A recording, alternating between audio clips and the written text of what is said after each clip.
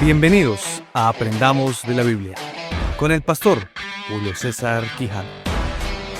El capítulo relata la resurrección de Jesús, el terremoto, el ángel que remueve la piedra del sepulcro, anunciando a las mujeres que Jesús ha resucitado. Los guardias, como lo habíamos hablado en el capítulo anterior, van a ser sobornados por los sacerdotes para propagar esa falsa historia de que el cuerpo de Jesús fue robado. Jesús se aparece a sus discípulos en Galilea, dándoles la gran comisión de hacer discípulos en todas las naciones, bautizándolos y enseñándoles a obedecer todo lo que Él ha mandado, asegurándoles que Él estará con ellos hasta el fin del mundo. Este capítulo número 28 es un capítulo que comienza mostrándonos el amanecer del primer día de la semana, en el que María Magdalena y la otra María, como lo dice el versículo 1, van a ver el sepulcro.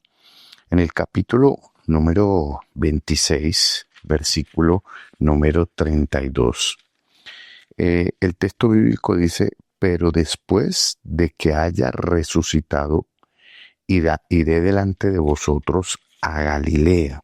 Es lo que dice ese versículo del capítulo número 26. En el versículo número 10, que encontramos en el capítulo 28, Jesús les dice: no temáis, id, dad las nuevas a mis hermanos para que vayan a Galilea y allí me verán.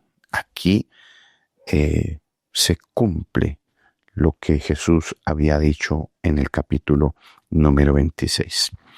El versículo 13 es el momento en el que los ancianos sobornan y dice literalmente con mucho dinero a los soldados, diciendo: decid vosotros, sus discípulos vinieron de noche y lo hurtaron estando nosotros dormidos. Y si esto lo oyere el gobernador, nosotros le persuadiremos y os pondremos a salvo. Y ellos, tomando el dinero, hicieron como se les había instruido. Este dicho se ha divulgado entre los judíos hasta el día de hoy. Como lo habíamos dicho en un corto comentario acerca de este tema, en el capítulo número 26, nuestra clase anterior, este engaño era totalmente absurdo. Si los guardias estaban dormidos, ¿cómo iban a saber lo que había sucedido? O sea, es imposible que si estaban durmiendo pudieran dar fe de que quienes, entre comillas, por supuesto, habían robado el cuerpo eran discípulos. Incoherencia total en el argumento. Los ancianos que sobornan a los soldados les advierten que si fuesen a tomar represalias contra ellos, porque era delicadísimo que un soldado romano se quedara dormido, ellos iban a interceder. Era evidente que quienes se oponían a Jesús no les preocupaba en absoluto la verdad de lo que pasó, sino el impacto del rumor de la gente. Eso era lo que les preocupaba. A ellos no les importaba si en realidad Jesús había resucitado, qué había pasado o no. Ellos lo que no querían, para no dar fuerza a todas las expresiones acerca de la resurrección que Jesús había dicho, fueran a producir un resultado entre el pueblo. Y como ya comenté en algún momento, ellos perdieran poder, que era lo que al fin y al cabo les importaba. En el versículo 17 dice: y cuando le vieron le adoraron, pero algunos dudaban. Es muy importante notar que la gran comisión de la iglesia nace en un contexto de adoración a Dios. Y esa adoración a Dios es importante porque la gran comisión es compartir este evangelio, pero también dar testimonio de este evangelio. No es sencillamente el hecho de compartir el evangelio, pero no mostrarnos como quienes adoramos y glorificamos a nuestro Dios Todopoderoso. Y Jesús se acercó y les habló diciendo: toda potestad me es dada en el cielo y en la tierra. El siervo que se humilló hasta lo sumo es ahora exaltado como Señor, habiendo recibido, de hecho, una autoridad que le fue prometida en Daniel capítulo 7, versículo 14, que dice: y le fue dado dominio, gloria y reino para que todos los pueblos, naciones y lenguas le sirvieran. Su dominio es dominio eterno que nunca pasará, y su reino uno que no será destruido. Impresionante expresión que se hace realidad en este punto del Evangelio de Mateo. Cuando en el versículo 19 encontramos al Señor dándole la misión a la iglesia: por tanto, id y haced discípulos a todas las naciones, bautizándolos en el nombre del Padre y del Hijo y del Espíritu Santo. Mientras que Jesús dedicó su ministerio a Israel, la proclamación de su señorío y el llamado a reconocerlo se extiende a todas las naciones.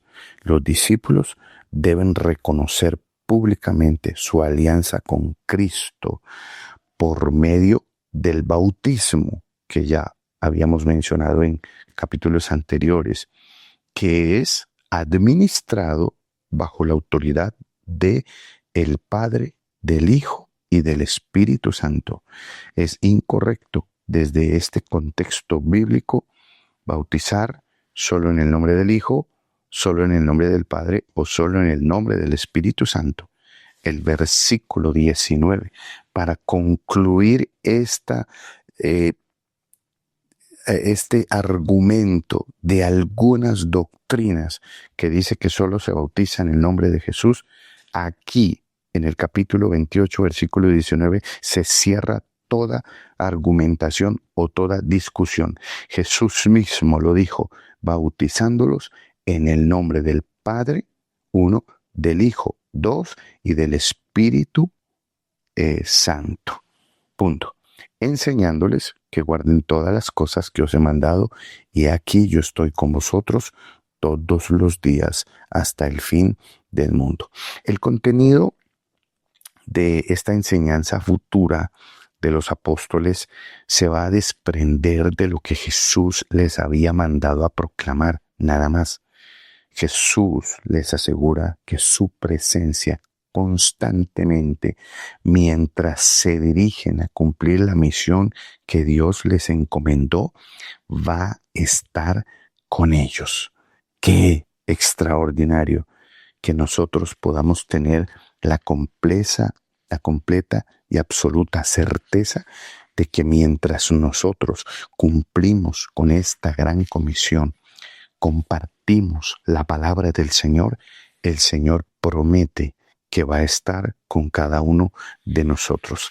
La expresión mundo que encontramos aquí en ese último versículo de Mateo, aion, denota un periodo indefinidamente largo, con énfasis sobre las características del periodo más bien que su duración.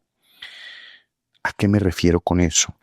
Que esta predicación a la que el Señor está haciendo aquí mención, y su promesa de que va a estar con nosotros, de que su presencia va a estar con nosotros hasta el fin del mundo, no debemos verla desde el simplismo de su duración, ¿no? Porque podemos estar tentados a pensar más bien hasta el fin del mundo y centrarnos en un determinado periodo de tiempo.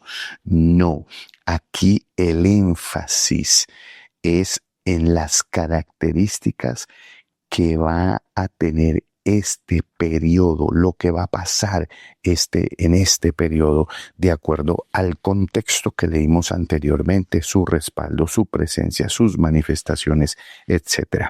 En su uso idiomático, esta palabra designa por siempre o por siempre y siempre, ¿no?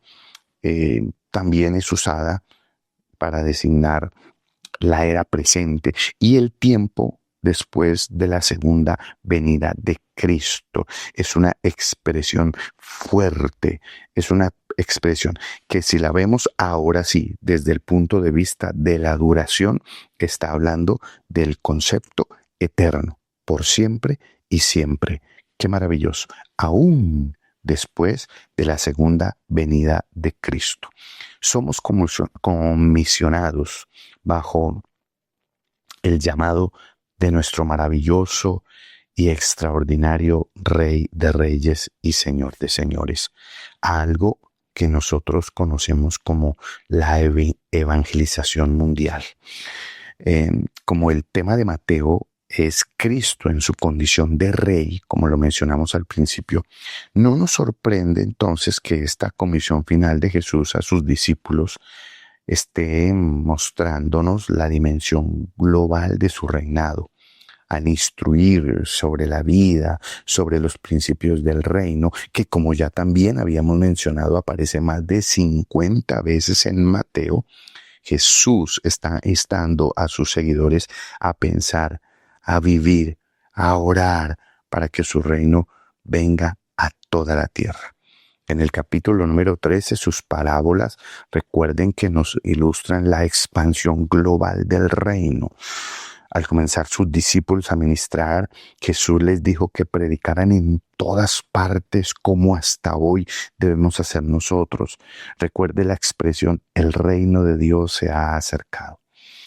Por último, en vísperas de su ascensión, nuestro hermoso y maravilloso Rey dio lo que nosotros conocemos como la Gran Comisión. En este importantísimo mandamiento de ir por todas las naciones, ordena que con sus enseñanzas, que con su mensaje, procuren llevar las naciones a su reino. El Señor predijo en términos proféticos que el fin vendría, y más que nunca en este capítulo 24 del Evangelio de Mateo. Es uno de los textos que más profundamente está abarcando esta conversación de Jesús.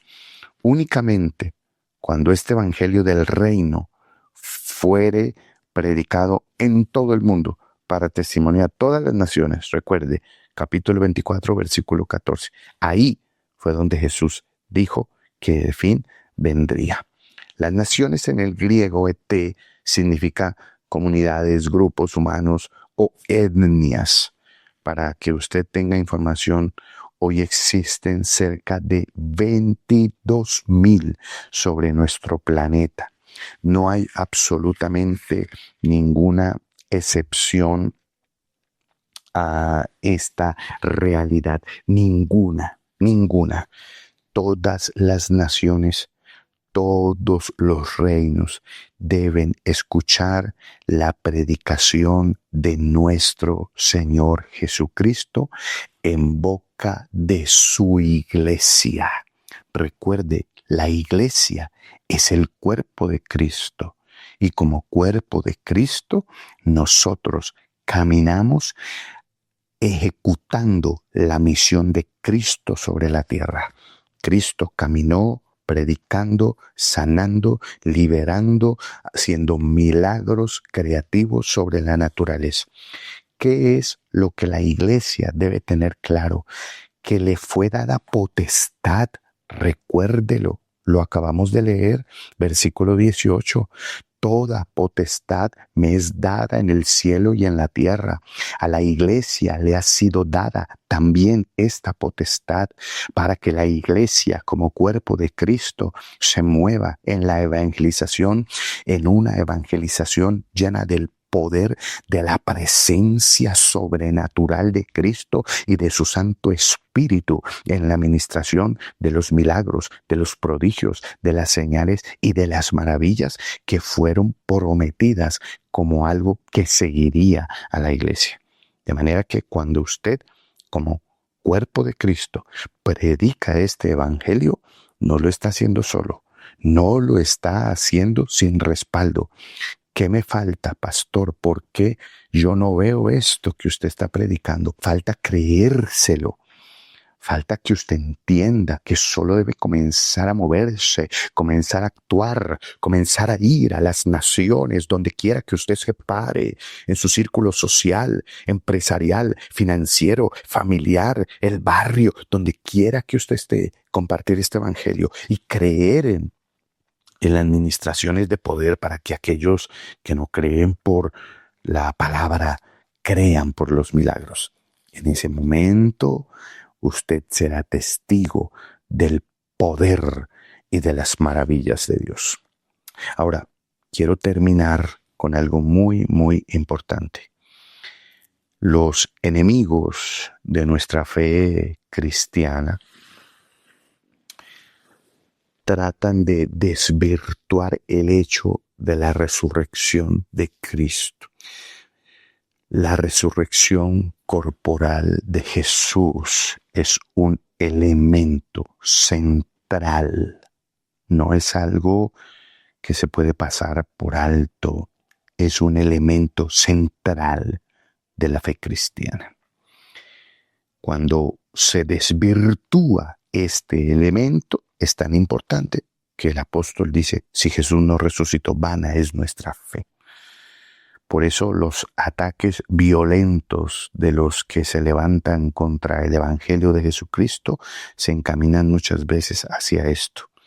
Como leíamos el versículo 15 del capítulo 28, fueron sobornados de manera descarada e incoherentemente, dan el argumento de que el cuerpo fue robado por los discípulos y que Jesús no resucitó. Ahora, al relacionar las apariciones de Cristo, del Cristo resucitado, el Nuevo Testamento no deja, permítame usar esta expresión, resquicio de duda sobre este acontecimiento.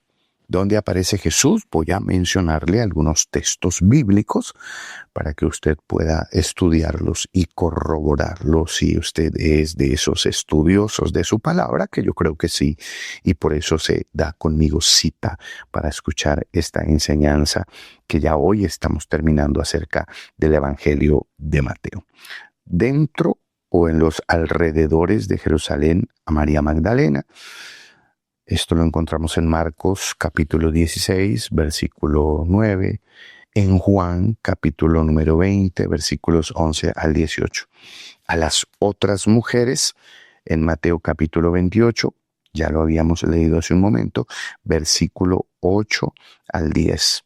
A Pedro en Lucas capítulo 24, versículo 34, a los 10 discípulos en Lucas capítulo 24, versículo 36 al 43, en Juan capítulo 20, versículo 19 al 25, a los 11 discípulos, incluyendo a Tomás, el incrédulo, en Marcos capítulo 6, versículo 14, en Juan capítulo 20, versículo 26 al 29, cuando su ascensión, en Marcos capítulo 16, versículo 19 y 20, en Lucas capítulo 24, versículo 50 al 53, y en Hechos capítulo número 1, versículo 4 al 12.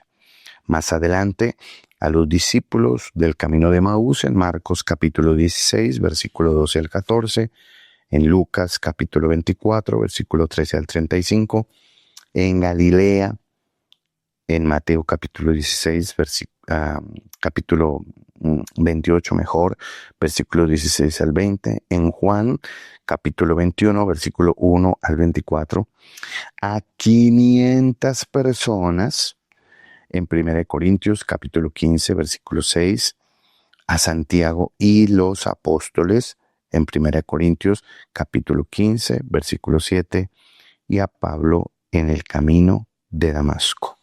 En Hechos capítulo 9, versículo 1 al 6, Hechos capítulo número 10, capítulo 22, versículo 1 al 8, capítulo 23, versículo 11, capítulo 26, versículo 12 al 18 y Primera de Corintios, capítulo 15, versículo número 8.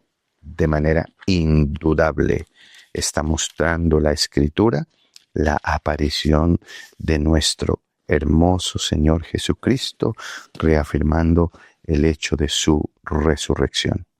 Ahora, para concluir el estudio del Evangelio de Mateo, nuevamente vamos a hacer una conclusión y un pequeño resumen de todo lo que es el Evangelio de Mateo. Este Evangelio fue escrito por el apóstol que lleva su mismo nombre. El estilo del Evangelio de Mateo es exactamente lo que se habría esperado de un hombre que una vez fue recaudador de impuestos. Mateo, como lo vemos en diferentes textos, tenía un gran interés en la contabilidad. El libro es muy ordenado, es conciso. En vez de escribir en orden cronológico, Mateo ordena a este evangelio a través de 6 argumentos. Como cobrador de impuestos, Mateo tiene la habilidad de hace que sus escritos sean más interesantes, por decirlo de alguna manera, para los cristianos.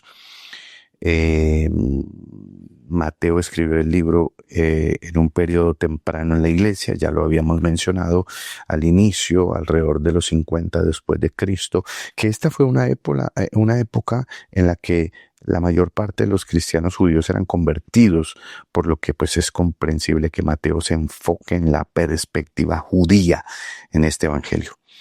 ¿Cuál sería el propósito de haber escrito este evangelio? Creo que Mateo intenta probar a los judíos que Jesús es el Mesías prometido. Más que en ningún otro evangelio, Mateo cita el Antiguo Testamento para mostrar cómo Jesús da cumplimiento a las palabras de los profetas judíos. Mateo nos describe el linaje desde David y utiliza de hecho muchas formas de lenguaje con las que los judíos debían haberse sentido muy cómodos, como algo intencional para evangelizar al judío.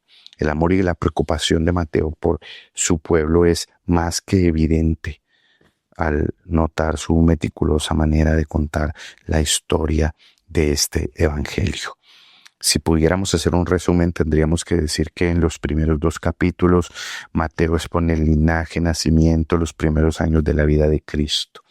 Luego el libro habla del ministerio de Jesús, la descripción de las enseñanzas de Cristo está dispuesta, como ya lo habíamos mencionado, a través de discursos que llamamos el Sermón del Monte. El capítulo 10 incluye la misión y los propósitos de los discípulos. El capítulo 13 es una conexión de parábolas. El 18 trata de la iglesia. El 23 con un discurso sobre la hipocresía y el futuro por la continua presión de los ancianos y sacerdotes. Los capítulos 21 al 27 hablan del arresto, tortura y ejecución de Jesús. Y el capítulo final describe la resurrección y la gran comisión. Si ustedes me preguntan, pastor, ¿qué aplicación práctica podemos darle a este evangelio de Mateo? Tendría que decir que es una excelente introducción a las enseñanzas centrales del cristianismo. Este estilo lógico permite que sea fácil para nosotros localizar las discusiones que han habido hacia varios temas. Mateo es útil para entender por qué la vida de Cristo fue el cumplimiento de las profecías del Antiguo Testamento. La audiencia a la que se dirigía Mateo eran indudablemente sus compatriotas, los judíos, muchos de los cuales, por supuesto, especialmente estos ancianos fariseos y saduceos, quienes se rehusaron, como lo estudiamos, a aceptar a Jesús como su Mesías. A pesar de los siglos de haber leído y estudiado el Antiguo Testamento estaban ciegos, entenebrecidos a la verdad de quién era Jesús. Jesús mismo les está reprochando la dureza de sus corazones y su negativa terrible de reconocer a aquel que supuestamente ellos habían estado esperando, que como ya lo había dicho, es lo más terrible que me parece, que estuvieran esperando tanto tiempo y cuando llegara no lo reconociera. Tal vez porque ellos lo que querían era un Mesías bajo su propio término, ¿no? Bajo su propia conveniencia, que cumpliera sus deseos e hiciera lo que ellos querían que él hiciera. Y esto me hace preguntar con cuánta frecuencia nosotros buscamos a Dios bajo nuestros propios términos.